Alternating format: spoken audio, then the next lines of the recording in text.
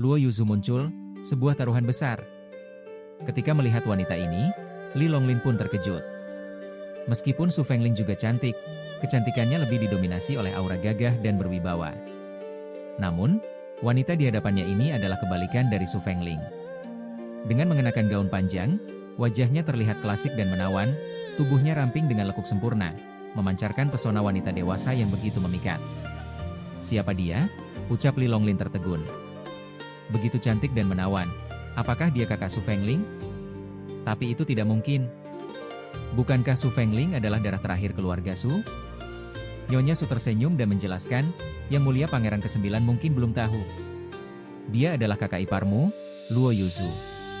Selain dia, kau juga memiliki beberapa kakak ipar lainnya, tetapi mereka sedang tidak berada di rumah. Nanti, jika ada kesempatan, aku akan memperkenalkan mereka padamu." Li Longlin tersadar. Kupikir dia kakak perempuan, ternyata kakak ipar. Su Fengling adalah putri bungsu keluarga Su dan masih memiliki beberapa kakak laki-laki. Namun, nasib buruk menimpa keluarga Su. Semua pria dalam keluarga gugur di medan perang demi negara, menyisakan keluarga yang penuh dengan janda. Luo Yuzu, wanita muda yang cantik ini, kini menjadi janda yang harus menjalani kehidupannya sendirian. Jadi, bisa dibilang, Li Longlin melanjutkan, "Saat ini, di keluarga Su, selain para janda muda, hanya aku satu-satunya pria." Nyonya Su melanjutkan, "Yuzu, kebetulan kau pulang. Biarkan aku memperkenalkanmu." Luo Yuzu melangkah anggun mendekati Li Longlin, namun ekspresi wajahnya tidak ramah. Dengan nada sarkastik, dia berkata, "Nama besar Pangeran ke-9 sudah tersebar luas di seluruh ibu kota." Li Longlin tersenyum. "Oh, aku sepopuler itu? Aku bahkan tidak tahu." Luo Yuzu tersenyum dingin.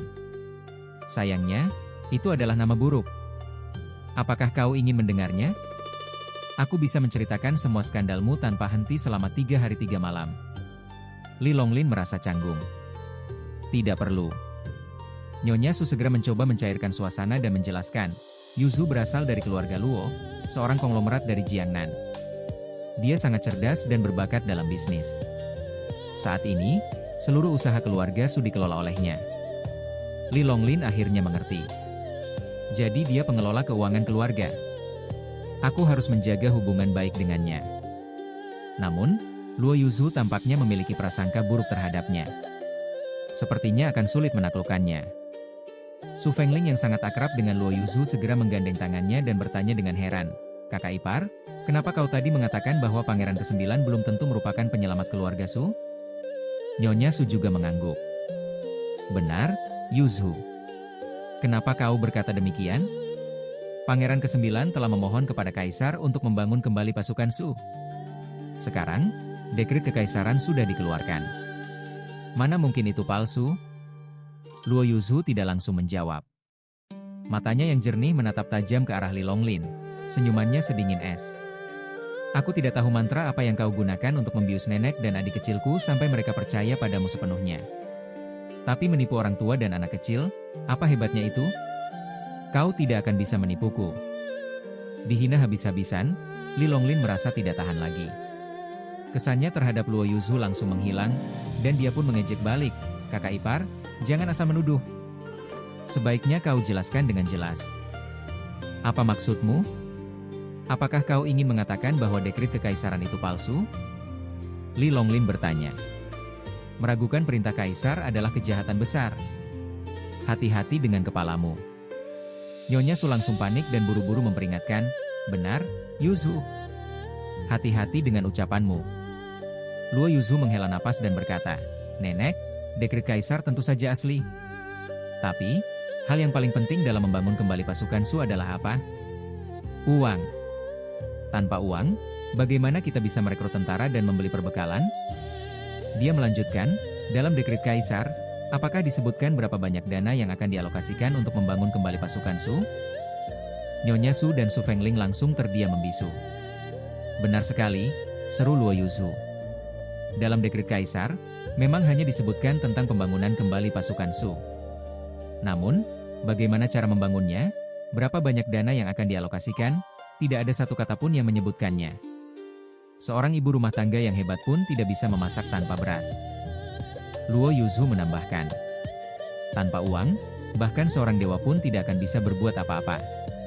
Su Fengling masih enggan menyerah. Pengalokasian dana dari Kaisar harus melalui Kementerian Keuangan dan Kementerian Perang, serta mendapat persetujuan dari kabinet. Itu memang membutuhkan waktu.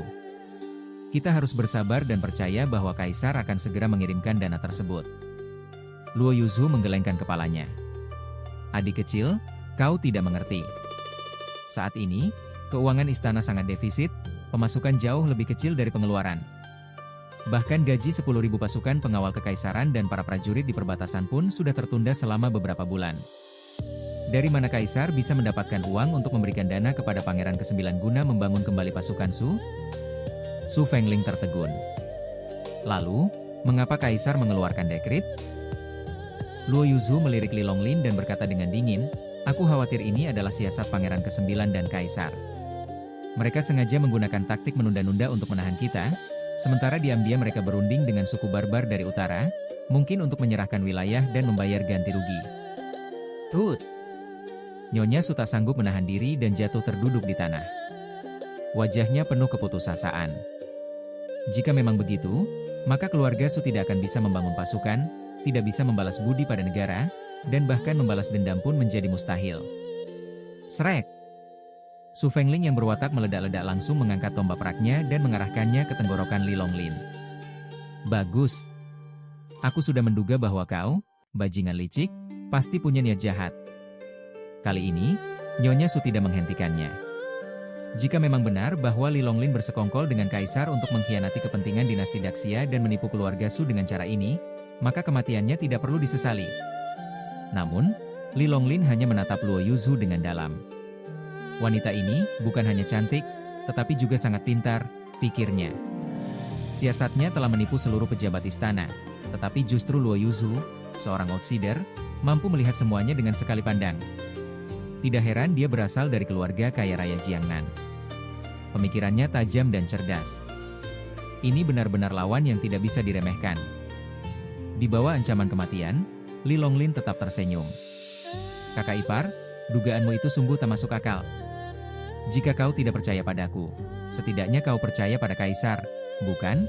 Dia mencoba meyakinkannya. Kau mengatakan bahwa keuangan negara dalam krisis dan tidak mampu membayar gaji tentara? Itu omong kosong. Kemungkinan besar itu hanyalah rumor yang sengaja disebarkan oleh mata-mata suku barbar untuk mengacaukan dinasti Daxia. Rumor murahan seperti ini mungkin bisa menipu para petani buta huruf di desa. Tapi kakak ipar yang terpelajar dan berasal dari keluarga bangsawan, bagaimana bisa percaya pada kebohongan konyol seperti ini? Wajah Luo Yuzhu langsung memerah. Kau menghinaku lebih bodoh dari wanita desa?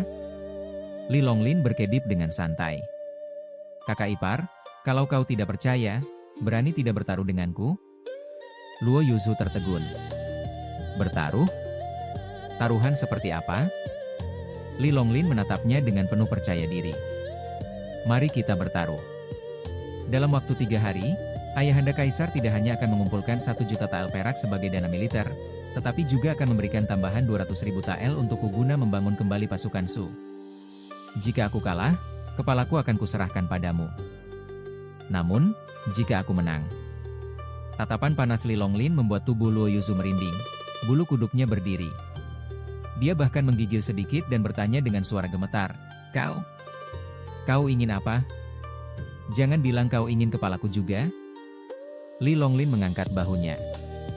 Seorang wanita secantik kakak ipar, jika kehilangan kepala, bukan hanya tidak akan terlihat cantik, tetapi malah akan tampak mengerikan. Tenang saja, aku hanya ingin kau berjanji memenuhi 1 syarat dariku. Dengan Nyonya Su dan Su Fengling di tempat, Luo Yuzhu tidak takut Li Longlin akan mengajukan permintaan yang tidak pantas. Terlebih lagi, Luo Yuzhu yakin bahwa tidak mungkin Kaisar bisa mengeluarkan dana sebesar 1,2 juta tael hanya dalam waktu 3 hari. Taruhan ini sudah pasti aku menangkan. Kenapa tidak bertaruh? Bahkan jika aku harus membunuh Pangeran ke-9, itu tetap berarti aku telah membalaskan dendam suamiku yang gugur di medan perang. Luo Yuzhu menggigit bibirnya dengan lembut, lalu mengangguk. Baik. Aku terima taruhannya.